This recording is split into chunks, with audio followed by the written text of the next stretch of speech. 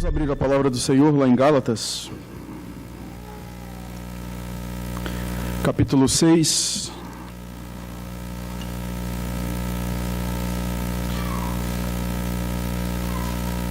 Onde leremos do versículo 1 ao versículo 5.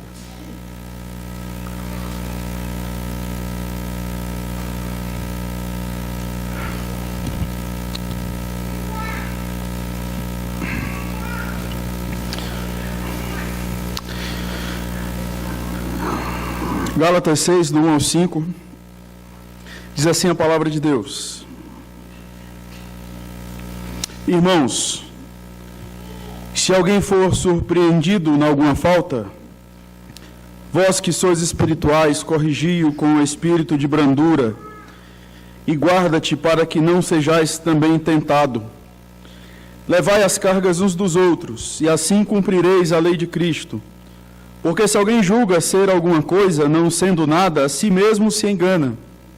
Mas prove cada um o seu labor, e então terá motivo de gloriar-se unicamente em si, e não em outro, porque cada um levará o seu próprio fardo.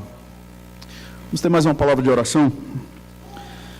Te adoramos, ó Deus, mais uma vez, por tudo aquilo que o Senhor se revela a nós na Tua palavra, na criação, por tudo aquilo que o Senhor se revela, por toda a iluminação que o Senhor tem nos dado por intermédio do Teu Santo Espírito, e tem nos feito compreender a Tua palavra. Te louvamos por isso, e solicitamos a Deus, neste momento, que o Senhor, de fato, ilumine o nosso coração, para que possamos compreender a Tua verdade, e assim sairmos daqui edificados, com os nossos corações inclinados a fazer a Tua vontade. Tem misericórdia de nós, nos ajuda, Senhor, nos confronta, nos edifica, nos encoraja. Nós precisamos ouvir a Tua voz. Somos os Teus filhos e estamos aqui aos Teus pés para sermos sondados por Ti, para sermos direcionados para fazermos tão somente a Tua vontade. Tem misericórdia, ó Deus.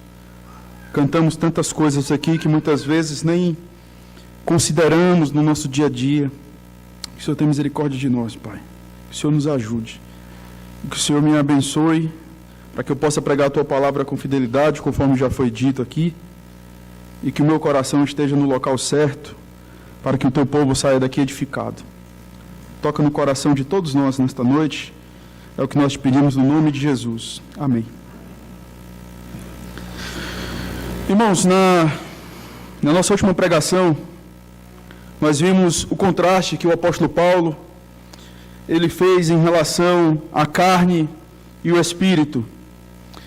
Nós sabemos que nós chegamos numa parte da carta da liberdade, onde Paulo ele está aqui explicando aquela igreja, ou aquelas igrejas que estavam na Galácia, sobre o que significava viver a liberdade cristã. Nós ouvimos que é muito fácil, uma vez que o cristão ele entende que ele é livre em Cristo, é muito fácil ele desvirtuar essa liberdade no Senhor ao ponto de cair na libertinagem. Então Paulo, preocupado com essa questão, ele faz esse contraste entre as obras da carne e podemos dizer, sim, as obras do Espírito, e ele enfatiza que os verdadeiros crentes são aqueles que andam no Espírito. O versículo 16 e o versículo 25 do capítulo 5 mostra isso para nós. Aqueles que verdadeiramente servem a Deus, aqueles que verdadeiramente vivem no Espírito, essas pessoas, elas andam também no Espírito. Essa é a característica, digamos assim, de todo crente. E o que é andar no Espírito? Nós vimos que andar no Espírito é expressar o fruto do Espírito, conforme nós vemos aqui no versículo 22 e no versículo 23. Todos aqueles que andam no Espírito, eles evidenciam em suas vidas amor, alegria, paz, longanimidade, benignidade, bondade, fidelidade, mansidão e domínio próprio. Mas essas pessoas evidenciam que andam no Espírito não só por meio do fruto do Espírito, conforme nós vemos aqui, mas também pelo fato de que elas crucificam diariamente a sua carne e as suas paixões. Isso teve um papel no passado, na história, Cristo fez isso, mas isso continua no sentido da nossa responsabilidade diária diante de Deus. E isso nós vemos no versículo 24, onde o apóstolo Paulo ele diz: os que são de Cristo Jesus crucificaram a carne com as suas paixões e concupiscências. Parece que, ao escrever estas questões, ao falar do que significa andar no Espírito, o apóstolo Paulo, ele preocupado com, de repente, um certo sentimento, onde aqueles crentes olham e dizem: olha, isso aqui é inatingível, porque, embora eu seja crente, embora eu tenha sido liberto em Cristo, muitas vezes eu, infelizmente, vou pecar. E muitos na Galácia estavam ludibriados, estavam encantados com os ensinamentos dos falsos mestres, e eram até crentes muitos deles. Não os falsos mestres, mas muitos que estavam encantados com esses ensinos.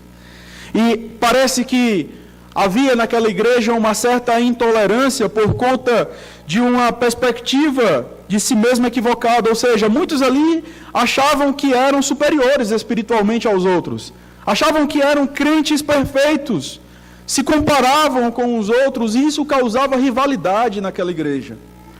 O versículo 26 do capítulo 5 diz exatamente essa questão: não nos deixemos possuir de vanglória, provocando uns aos outros, tendo inveja uns dos outros. Alguns comentaristas, eles vão até colocar esse versículo 26 do capítulo 5 como sendo algo que tem uma íntima relação com o capítulo 6, versículo 1 até o versículo 5.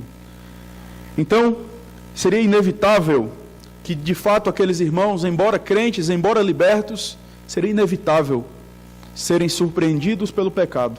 E agora Paulo, então, escreve esse trecho, exatamente instruindo aqueles irmãos para como eles deveriam se portar caso isso acontecesse. Se caso alguém for surpreendido em alguma falta, eu quero orientar vocês como vocês devem proceder. Não vamos nos esquecer que aquela igreja, ela flertava com o legalismo. E todo legalista, ele gosta de comparar a sua vida com a de outras pessoas. E isso estava causando rivalidade na igreja, isso estava causando desconforto, disputas, a ponto deles estarem se portando como verdadeiros animais.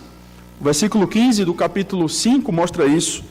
Se vós, porém, vos mordeis e devorais uns aos outros, vede que não sejais mutuamente destruídos. Então, diante disso, eu convido você nesta noite a pensar comigo sobre o tema: como restaurar um irmão que caiu em pecado. Porque é exatamente essa a ideia que o apóstolo Paulo ele vai trabalhar aqui. Então nós vamos trabalhando esse tema, o texto, de maneira progressiva. Primeiro nós vamos perceber aqui no versículo 1, logo no início, que o pecado é a triste realidade de todo crente. Olha aí logo no início do versículo 1. Irmãos, se alguém for surpreendido em alguma falta. Embora nós saibamos que o pecado não deve ser um hábito em nossas vidas, todos nós temos sido surpreendidos por conta do pecado. Temos sido surpreendidos, na verdade, no pecado. Temos caído. Embora nós não queiramos isso por conta do Espírito Santo de Deus que habita em nós, muitas vezes nós caímos, infelizmente. E conforme a palavra no português já mostra para nós, é alguém que simplesmente foi surpreendido naquele momento. Ele não planejou aquilo. Mas fala sério, muitas vezes a gente planeja. Infelizmente. Mas Paulo, ele coloca a questão aqui exatamente nestes termos: se alguém for surpreendido em alguma falta ou em algum pecado. Infelizmente, mesmo depois de termos sido libertos pelo Senhor, o pecado tenazmente ainda nos assedia. Lutamos contra o pecado, lutamos contra pensamentos maliciosos, lutamos contra práticas que foram transmitidas a nós, de repente, pelos pais. E é claro, eu não estou dizendo que você é fruto do meio, mas nós lutamos por conta de situações terríveis, que aprendemos e que agora fazem parte daquilo que nós achamos correto, mas que na verdade não glorificam o nome do Senhor. Veja, Paulo, embora traga aqui uma exposição acerca da natureza daqueles que servem a Deus, daqueles que de fato são crentes, Paulo ele não prega a perfeição cristã. Eu já falei para vocês no domingo passado que John Wesley, por exemplo, ele pregava essa questão. Ele, infelizmente, concluiu que o crente, em um certo momento da sua vida, ele é batizado com o Espírito Santo, ele chamava isso de o batismo do perfeito amor, onde ele entendia que havia, assim, um certo estágio na vida do crente, onde ele iria amar a Deus de maneira absoluta e amar o próximo de uma maneira tal, que ele seria incapaz de pecar. Olha o que ele acreditava. A perfeição cristã. E embora, irmãos, nós entendamos que a perfeição deve ser o nosso alvo, jamais alcançaremos. Jamais alcançaremos. Mas o nosso alvo deve ser não pecar. E não conversar com Deus naquele sentido, Senhor, me ajuda a pecar menos. Eu já falei isso aqui algumas vezes. Deus não quer que nós pequemos menos, Deus quer que nós não pequemos. A sua palavra nos ensina no Salmo 119, que Ele ordenou os seus mandamentos para nós, para que nós os cumpramos à risca. Esse é o ponto. É interessante que o Senhor Jesus, lá em Mateus 5,48, Ele diz, sede perfeitos, assim como perfeito é o vosso Pai. De maneira que, ao buscarmos a perfeição, nós precisamos entender que o pecado na nossa vida, conforme já vimos no início, tem que ser acidental e não hábito. Porque se nós simplesmente somos indiferentes ao pecado, somos indiferentes às obras da carne, nós estamos evidenciando que de fato nós não tememos a Deus. Nós vemos que esse versículo, o início desse versículo, ele mostra isso para nós. Mas 1 João 2,1 mostra isso para nós também. Quando João diz, se todavia alguém pecar, nós temos advogado junto ao Pai. Ele escreve para aqueles irmãos para que eles não pequem, é isso que ele diz. Mas se eles pecarem, ou seja, o pecado é de fato um acidente, precisa ser visto, precisa estar na nossa vida, digamos assim, como um acidente, porque é inevitável. O pecado ele habita em nossos corações, é nesse sentido que eu falo que ele está em nós, mas ele precisa ser encarado como algo acidental e não como uma prática. E ainda que o pecado ele seja uma triste realidade em nossas vidas, irmãos, nós não podemos nos esquecer que nós temos um advogado junto ao Pai. Nós não podemos nos esquecer que se nós confessarmos os nossos pecados ao nosso Senhor, Ele é fiel e justo para nos perdoar os pecados e nos purificar de toda injustiça.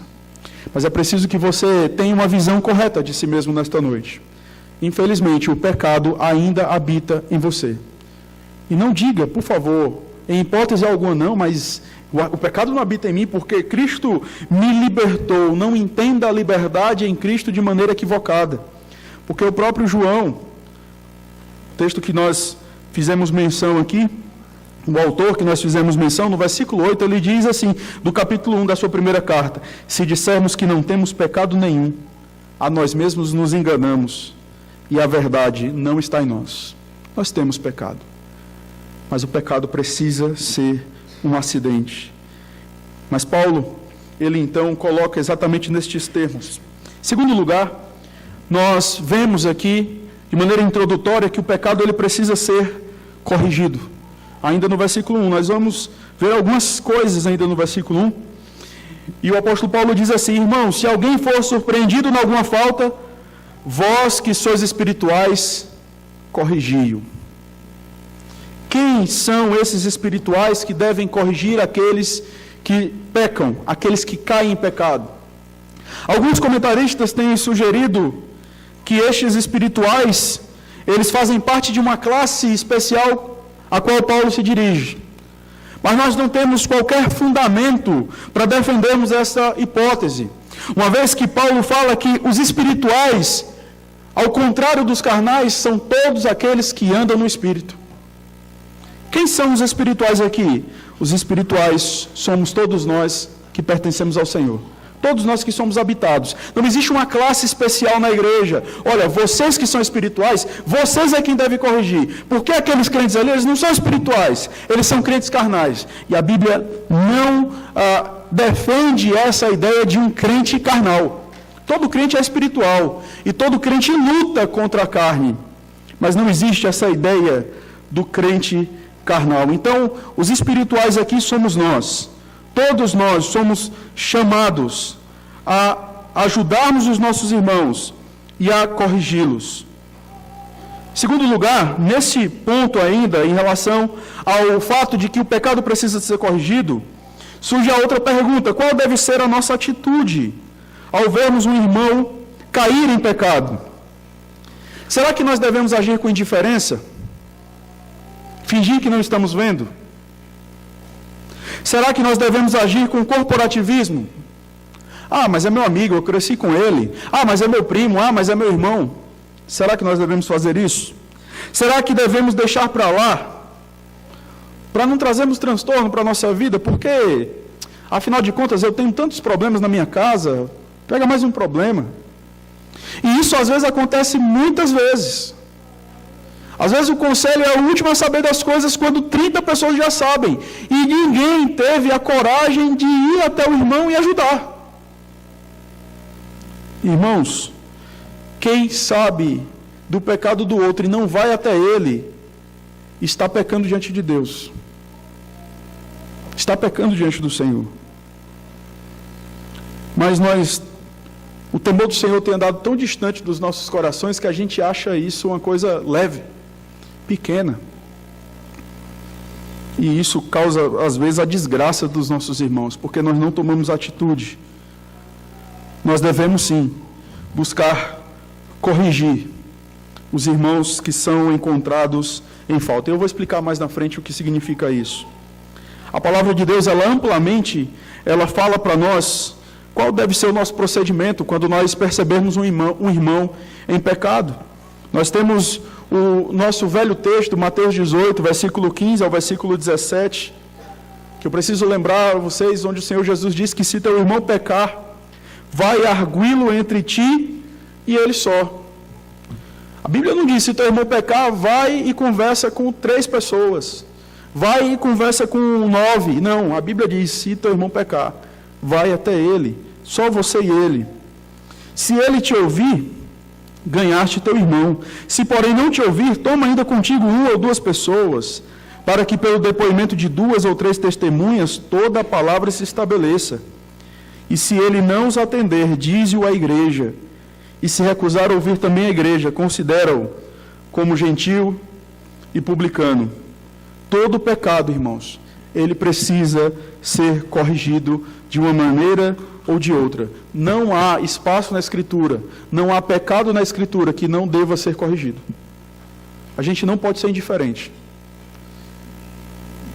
Se algum irmão for surpreendido em alguma falta, nós que somos crentes, devemos corrigi-lo.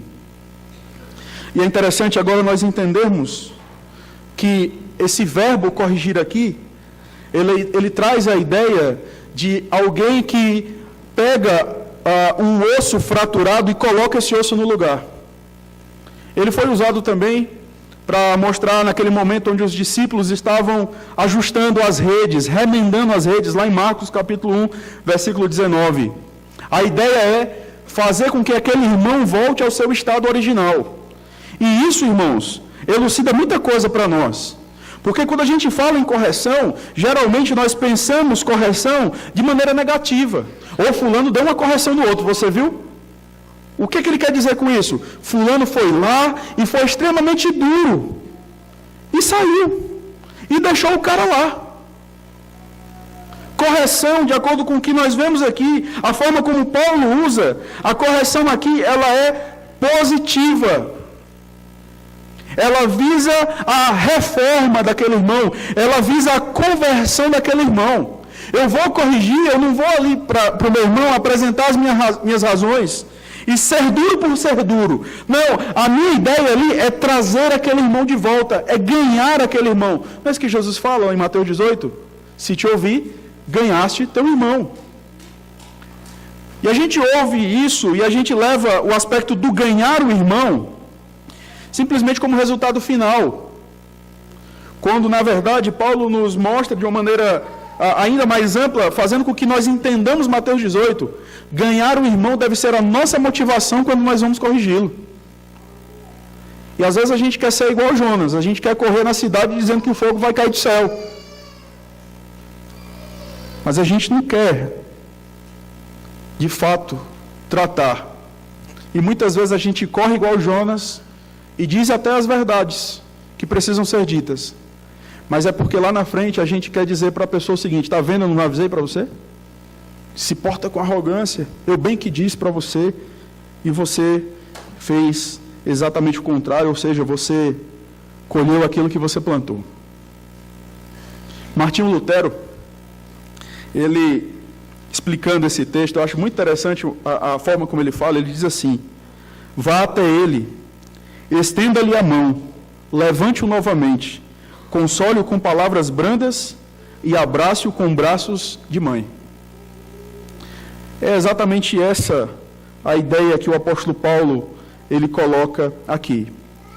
Mas infelizmente, nós vamos nos deparar com pessoas que não querem correção, pessoas que não querem ser corrigidas. Elas não querem ouvir, elas não querem considerar, elas não querem uma diretriz, elas não querem se arrepender. E infelizmente nem tudo vai ser flores. E o resultado não vai ser bonito em muitos momentos, mas vai ser o resultado bíblico. O que nos resta diante daqueles que são insubmissos, daqueles que não querem considerar a palavra do Senhor e que já foram tratados nas instâncias bíblicas. Paulo diz lá em 1 Coríntios 5:11 e depois versículo 13, e eu preciso falar essas coisas aqui para vocês e mostrar esses outros pontos que a Bíblia traz, porque facilmente alguém poderia olhar para esse texto e dizer o seguinte: a Bíblia fala que você precisa me corrigir com espírito de brandura, você precisa levar a minha carga. E a pessoa às vezes vai se arvorar disso para dizer o seguinte: olha, eu preciso continuar pecando, eu faço o que eu quiser da minha vida e você tem que ser compassivo comigo. Então eu preciso ir para outros textos para que vocês entendam que a minha disposição ela tem que ser de fato corrigir e trazer o irmão. Mas existem aqueles que não querem. E com esses que não querem, 1 Coríntios 5:11 diz assim: mas agora vos escrevo que não vos associeis com alguém que, dizendo-se irmão, foi impuro, ou avarento, ou idólatra, ou maldizente, ou beberrão, ou roubador. Olha o que Paulo diz: com esse tal, nem ainda comais. Não chame nem para sua casa para jantar. E nem aceite o convite para jantar também. Não sou eu que estou dizendo, é Paulo, inspirado pelo Espírito Santo de Deus.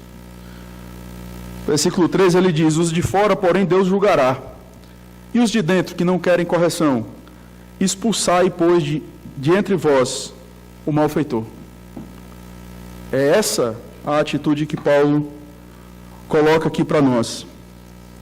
Mas a disposição que nós devemos ter para com aqueles que foram surpreendidos, ou seja, aqueles que não veem no pecado um hábito, mas aqueles que de fato são crentes, buscam agradar a Deus, mas que de repente por uma falta de orientação, de repente por uma falta de instrução, não justifica o que ele fez, ou o que ela fez. Mas a nossa prontidão tem que ser de corrigir, de ajudar. Nós devemos demonstrar interesse na restauração dos nossos irmãos faltosos. É isso que a palavra de Deus nos ensina. E aí vem uma outra pergunta para nós. E aqui nós trataremos dessa questão de uma maneira mais aplicativa. Como o pecado deve ser corrigido?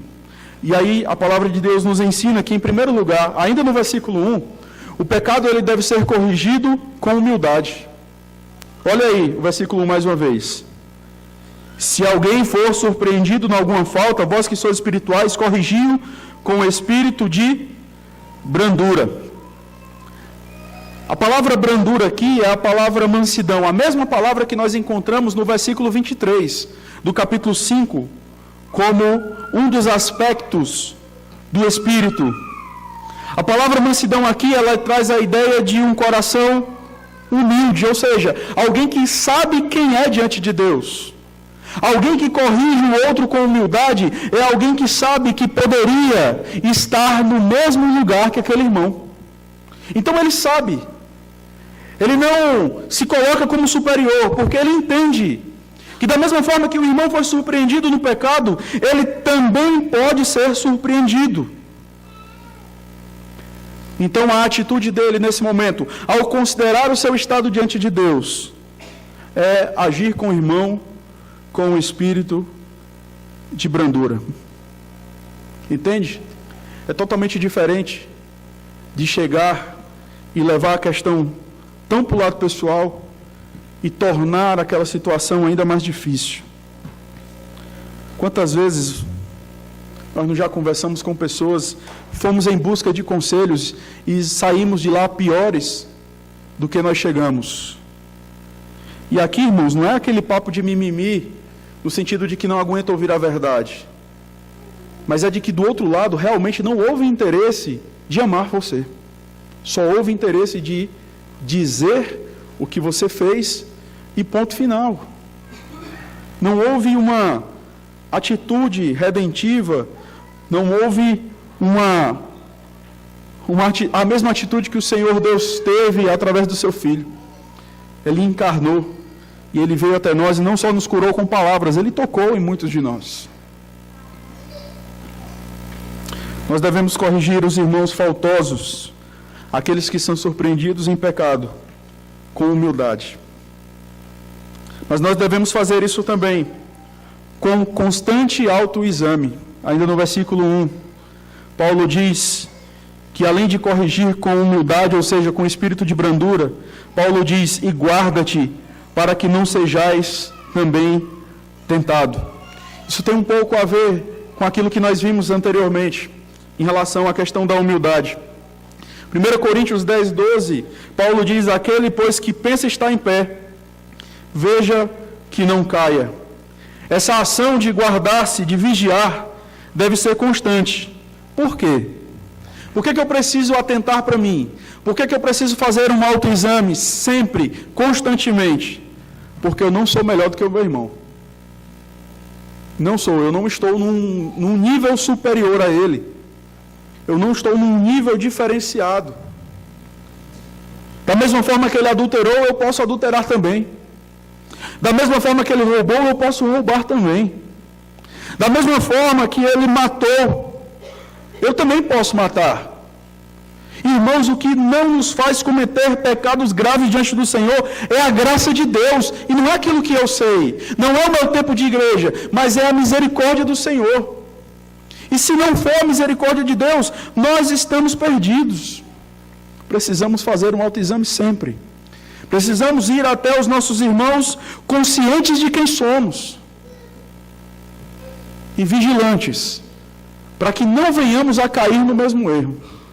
Mas quantas vezes nós não já falamos com aqueles irmãos que vêm até nós em busca de conselhos, em busca de orientação, como se aquilo nunca pudesse acontecer conosco. E olhe lá se esse irmão já fez alguma coisa comigo no passado. A minha tendência é levar para o lado pessoal e ser ainda mais duro com ele do que se fosse com outra pessoa. É difícil. Nós devemos corrigir os nossos irmãos com esse sentimento de vigilância, essa atitude, na verdade, de vigilância. Mas nós devemos também corrigir os nossos irmãos faltosos, aqueles que são surpreendidos no pecado, com disposição para levar as cargas destes irmãos faltosos. Versículo 2. Paulo diz, levai as cargas uns dos outros, e assim cumprireis a lei de Cristo. Eu não só tenho que ir até o meu irmão e dizer para ele aquilo que ele tem feito e que tem desagradado a Deus. Eu tenho que colocar os meus ombros à disposição para que eu possa suportar aquele irmão, para que eu possa conduzi-lo diante da sua fraqueza espiritual. Mas ao invés de conduzir os nossos irmãos diante da sua fraqueza espiritual, muitas vezes o que nós fazemos é expor os nossos irmãos, expor a fraqueza espiritual deles. Levar as cargas uns dos outros, irmãos, é muito mais do que estar comprometido em dizer a verdade. É estar comprometido em viver a verdade. Não é só dizer o que é errado, mas como já disse Paul Tripp, é arregaçar as mangas e trabalhar para aquele irmão, para que aquele irmão ele possa continuar firme, para que ele possa continuar caminhando. Todos nós temos pecado todos os dias, infelizmente. Talvez o seu pecado não se tornou notório na igreja. Infelizmente. Quando você for surpreendido com o pecado de algum irmão, não se esqueça, você poderia estar ali naquela mesma situação.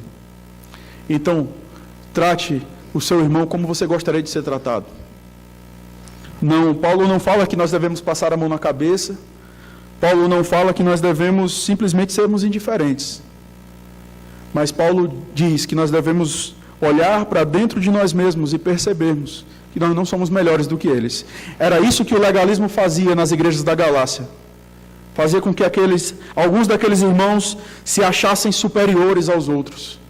E por isso eles eram intolerantes. Por isso eles provocavam uns aos outros. Porque eles se achavam mais crentes. Porque eles se achavam mais espirituais. É interessante que a palavra de Deus diz que quando nós levarmos as cargas uns dos outros, nós cumpriremos a lei de Cristo. E a lei de Cristo aqui, de acordo não só com o que nós temos aqui no contexto, mas de acordo com o que nós vemos em João, capítulo 13, versículo 34, a lei de Cristo é exatamente o cumprimento da segunda tábua da lei. É o amor ao próximo. Quando nós carregamos a carga do nosso irmão, nós estamos amando o nosso irmão. E acima disso, nós estamos amando a Deus que instituiu este meio, esta situação, para que fosse exatamente dessa forma. Estou falando aqui do mandamento, na verdade. É interessante nós percebermos que o próprio Senhor Jesus Cristo, que foi perfeito, o único perfeito, o único que poderia em muitos momentos simplesmente zombar das pessoas, porque de fato ele viveu de maneira perfeita. Mas ao contrário disso, ele agiu com um coração totalmente humilde. Ele fez isso diante de uma mulher que enxugou os seus pés com lágrimas, e Lucas faz questão de salientar que ela era uma pecadora. É claro, todos nós somos pecadores, mas quando o autor ele coloca dessa questão, ele está querendo mostrar o status social daquela pessoa. Nós não sabemos exatamente o que ela fazia, mas é interessante nós percebermos a atitude branda, humilde que o Senhor Jesus tem para com aquela mulher. É interessante nós percebermos também a atitude do próprio Senhor Jesus Cristo com o ladrão na cruz, onde ele se arrepende ali na prorrogação do segundo tempo. Ele não tinha tempo de descer da cruz para fazer algumas coisas, ou seja, fisicamente falando, ele não tinha qualquer utilidade ali naquele momento. E o Senhor Jesus então consola aquele irmão com a promessa da vida eterna. O que dizemos de Pedro? Que negou o Senhor Jesus. Em outro trecho da Escritura, nós vemos Jesus num diálogo com Pedro, restaurando Pedro. Na própria situação da ressurreição de Cristo, quando o anjo faz questão de lembrar aos discípulos que vão ao sepulcro, e diz o seguinte: olha, vai e diga aos discípulos e a Pedro que ele vai se encontrar com vocês. Essa ênfase, essa preocupação na história de fazer com que aquele irmão que tinha negado o Senhor Jesus, que ele percebesse que ele fazia parte ainda, ele não foi excluído, ele não foi rejeitado, porque ele negou a Cristo naquele momento. Será que nós não teríamos tido a mesma atitude de Pedro diante daquela situação social? Eu não sei, irmãos. E o que me assusta é de repente ouvir algumas pessoas dizer o seguinte: não, eu não faria isso. Eu não sei, irmãos. Se estivéssemos no Éden, será que não teríamos feito a mesma coisa? Nós somos maus. E é impressionante nós percebermos a atitude do Senhor Jesus com a mulher adúltera, o relato que ele faz da forma como o pai recebe o filho pródigo. Então, a nossa atitude, ela deve ser uma atitude de disposição para nós levarmos as cargas do irmão faltoso. Não só diga a verdade, mas esteja disposto a caminhar com esse irmão. A outra maneira que nós temos aqui, como nós devemos corrigir um irmão faltoso, é evitando uma visão errada de si mesmo. Versículo 3. Porque se alguém julga ser alguma coisa, não sendo nada, a si mesmo se engana. O grande impedimento para o autoexame, o grande impedimento para que eu trate o meu irmão com um espírito brando, é uma visão equivocada de mim mesmo. É exatamente aquilo que nós vemos no versículo 26. Não nos deixemos possuir de vanglória. Ou seja, muitos daqueles tinham uma visão elevada de si mesmos, se achavam perfeitos, impecáveis. E Paulo diz que pessoas que procedem assim se enganam. São pessoas que têm uma visão exagerada de si mesmo. E pessoas que têm uma visão exagerada de si mesmo são pessoas que são incapazes de agir com brandura quando vê alguém surpreendido pelo pecado. Elas, pelo contrário, destroem ainda mais. Eu suspeito que a ideia de confrontação ela tem sido muito mal compreendida em nosso meio. Eu suspeito que nós passamos a entender que confrontação é simplesmente tirar o chão do irmão e fazer com que ele fique com o rosto tremendo diante de nós, e humilhado, e sem ter o que dizer. E aí dele se ele não se humilhar diante de nós, porque aí ele não vai estar mostrando arrependimento. Não podemos agir de maneira diabólica, irmãos, porque nós não somos melhores. Dá para perceber o que Paulo está dizendo aqui? Ele não está dizendo que você não deve corrigir, ele não está dizendo que você não deve tratar o irmão, não. Ele está dizendo todas essas coisas, mas ele está fazendo com que a gente faça isso olhando no espelho. É isso que Paulo está falando. Não tenha uma visão elevada de si mesmo. Não tenha. Não se julgue superior.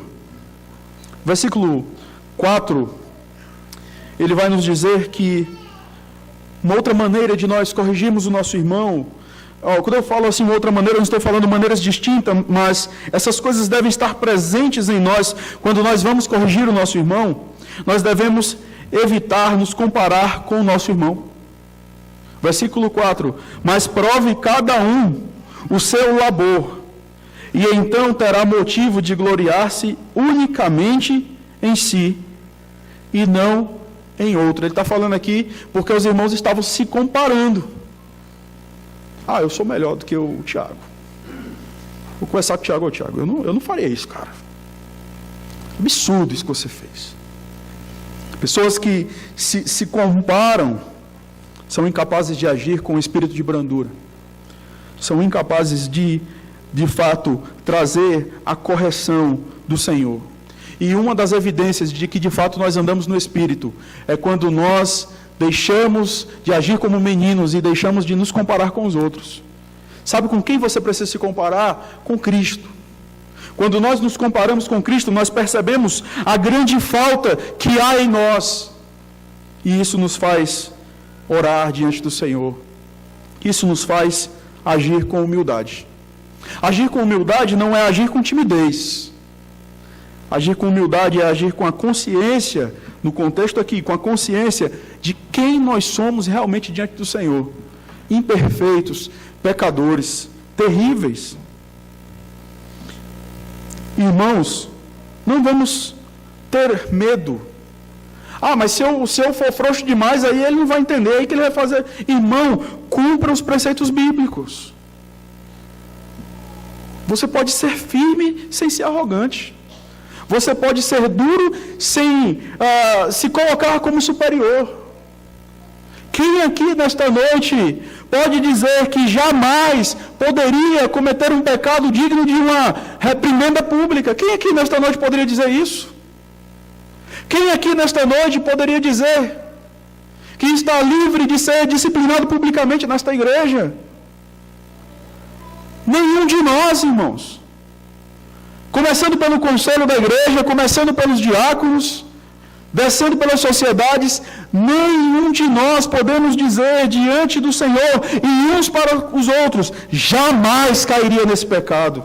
Nenhum de nós.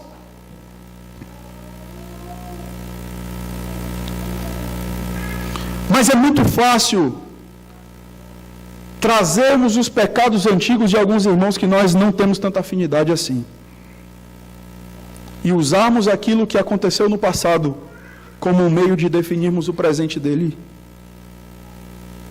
E quando fazemos isso, anulamos a graça de Deus sobre a vida daquele irmão. Aqueles que outrora foram expressão de vergonha para o Evangelho, Deus restaurou muitos deles e hoje são bênçãos no nosso meio. E são emblemas para nós de que a graça de Deus, ela é poderosa e soberana para restaurar qualquer pessoa. E tem feito isso conosco, diariamente. Porque muitas vezes pensamos coisas desagradáveis, matamos tantas pessoas no nosso coração. Não se esqueça, você é um pecador. O apóstolo Paulo, quero caminhar aqui para a conclusão. O apóstolo Paulo, ele traz a implicação aqui da doutrina da justificação, agora na forma como nós devemos tratar aqueles que foram surpreendidos de algum pecado. Se Cristo me justificou de maneira soberana, graciosa, misericordiosa, eu preciso repercutir isso na vida do meu irmão. A doutrina da justificação, ela não fala só sobre o meu passado, ela modela o meu presente na forma como eu lido com aqueles que são surpreendidos pelo pecado. Se Deus me amou por sua graça soberana, a minha atitude em relação ao irmão que caiu não deve ser de crítica, mas de restauração. Quando eu falo crítica, eu não estou dizendo que você não deva e deve, porque a palavra de Deus orienta a gente. Abrir a Escritura para ele e fazer com que ele se olhe a partir da Escritura. Quando eu falo crítica, eu falo daquela crítica ácida, onde você coloca a questão como se você fosse superior. É nesse sentido. Infelizmente, a igreja, de um modo geral, ela é vista como um local onde nós enfatizamos que trabalhamos juntos, falamos juntos, irmãos, louvemos ao Senhor, nosso Deus Pai, autor da nossa criação, mas aí até aquele momento em que o irmão cai num pecado vergonhoso, todos juntos, menos ele. Deixa ele lá. Entenda, nós precisamos diferenciar aqueles que querem restauração daqueles que não querem restauração. Mas parece que nós rejeitamos a sabedoria de Deus e colocamos a nossa sabedoria. Não, mas espera aí, a gente precisa restaurar esse irmão. Então vamos humilhar ele, vamos levar ele para um campo de concentração. Ele tem que apanhar todo dia. Ele tem que ser humilhado mesmo, para que ele saia dali lambendo o chão. Eu preciso usar os termos dessa forma, porque é uma grande tentação nossa agirmos dessa forma e não sermos compassivos. E tem sido cada vez mais raro nós percebermos essa forma de tratamento na igreja. Ao invés disso, nós falamos mal do irmão, em vez de buscar a restauração dele. O grande processo, o grande problema nessa questão aqui que nós temos observado é o orgulho. Nós precisamos pedir a Deus que tire o orgulho do nosso coração. Nós precisamos pedir a Deus que nos dê olhos para que possamos nos ver de maneira concreta. De maneira concreta. Não pense nem por um momento que tudo isso que eu falei até aqui, porque é a maior ênfase do apóstolo Paulo, não pense nem por um momento que você deve simplesmente, ao perceber que o seu irmão pecou, que você deve negligenciá-lo. Não faça isso. Não faça. Isso também é um sinal de orgulho, porque você está demasiadamente preocupado com você, com o seu conforto. Não faça isso. O orgulho é o grande problema. E evite, de todas as formas, e peça ao Senhor que lhe dê graça, e que faça com que você cresça na graça e no conhecimento dele, para que você jamais se compare com aquele irmão faltoso. É exatamente isso que o fariseu faz em relação ao publicano lá em Mateus 18. Versículo 11 e versículo 12. O fariseu, posto em pé, orava de si para si mesmo desta forma: ó Deus, graças te dou, porque não sou como os demais homens, roubadores, injustos e adúlteros, nem ainda como este publicano. Jejuo 2 vezes por semana e dou o dízimo de tudo quanto ganho. Se a gente fosse contextualizar o fariseu, como é que seria hoje? Graças a Deus, Senhor, porque eu não sou como esses demais homens,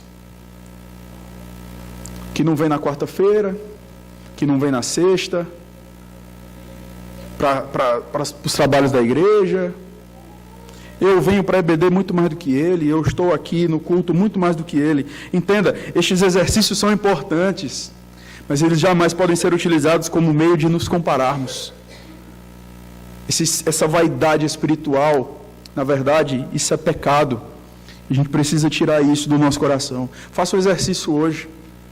Quando você sair, estiver indo para a sua casa, e de repente você se deparar com alguém que, infelizmente, se encontra dominado pelas drogas, ou dominado pelo álcool, saiba que ali estaria você e eu, se não fosse a graça do Senhor.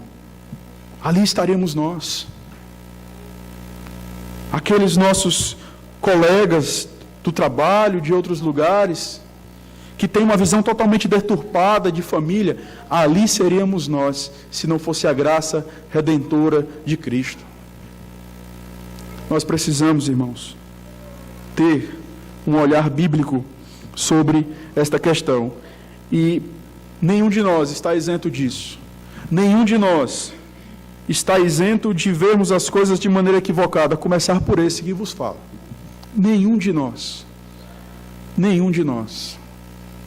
Por isso, que o Senhor tenha misericórdia de nós. E que o Senhor nos ajude a assumirmos essa responsabilidade pessoal de cuidarmos daqueles irmãos que são surpreendidos no pecado. A Bíblia, ela coloca aqui de uma maneira geral. A Bíblia não fala, se alguém for surpreendido em algum pecado, corrigir com espírito de brandura, exceto se a pessoa for isso ou for aquilo outro. Não. É crente, está na igreja, a Bíblia não fala do cargo. A Bíblia diz que todos nós, nesse contexto aqui, somos colocados como irmãos. Todos nós somos irmãos. Então, se você percebe um presbítero surpreendido pelo pecado, vá até ele. Corrija-o com espírito de brandura. Se você percebe um diácono, se você percebe o pastor, seja lá quem for, irmãos, vamos exercitar isso que Paulo está colocando aqui para nós. E que o Senhor nos ajude a não ficarmos alimentando pensamentos terríveis na nossa alma e sempre prontos para denegrirmos as pessoas, às vezes até no nosso coração. Olha, fulano está falando sobre isso, mas fulano não chega nem perto de fazer isso. Não se compare. Quando você faz isso, você está agindo pior do que ele, pior do que ela. Se você está percebendo alguma coisa, vai lá, fala. E às vezes, irmãos, não é fácil. Não é fácil. É mais fácil a gente simplesmente ficar na nossa. Mas Deus, Ele pesa o coração da gente. É muito mais fácil eu ser indiferente do que eu participar do ministério de santificação na vida do meu irmão. Esse é um trabalho de todos nós. senhoras que estão aqui, senhores, que estão na igreja desde a sua fundação, talvez, estão antigos na igreja. Essa responsabilidade é de vocês também. Vocês trabalharam muito aqui na casa do Senhor. E nós louvamos a Deus pela vida de vocês, pelos cabelos brancos de vocês. Mas o trabalho de vocês só vai acabar no dia que vocês estiverem sendo velados aqui. A aposentadoria de vocês vai vir quando vocês morrerem. Até lá, se vocês perceberem alguma coisa em relação a algum irmão, chega no irmão e corrige o irmão com espírito de brandura. Faça isso. A nossa idade, ela não é licença para a gente fazer o que quer diante de Deus, porque Deus, Ele é soberano sobre todos nós. Nós devemos viver tão somente para agradá-lo.